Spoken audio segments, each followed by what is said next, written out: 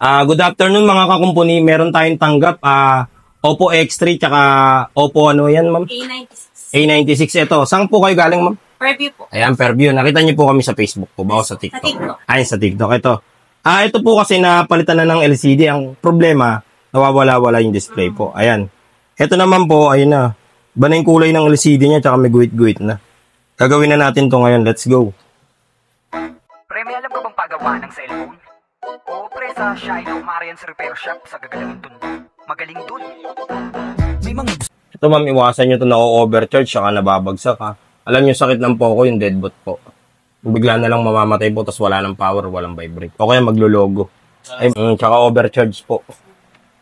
Kung hindi nyo naman masyadong binubugbog yung unit, tatagal naman po. Pero yung sa iba kasi, masyadong overuse eh.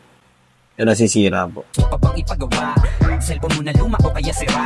Halika na't dalhin mo na agad sa amin. Tsak mabubuo yan at yung magagamit. Nabagsak mo pa o kaya na ibalibag. Hindi bumubukas o ang LCD ay basag. Huwag kang mag-alala kung ang CD mo ay wasak. Basta chill ka lang at kami nang bahala sa lahat. Wala namang tunog o ang speaker ay mahina. May paraan pa dyan basta sa amin magtiwala. Ayaw din mag-charge, battery ba ay sira na. Pwede natin palitan yan kaya huwag kang mabahala. Kaya relax, maupo ka muna dito sandali.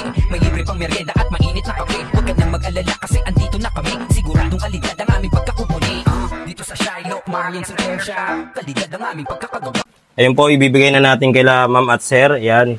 Natapos din yung kanilang paghihintay. Yung lumang LCD na sa'yo na ma'am ng isa. Check nyo muna bago kayo malis ma'am. Para ma-observe natin.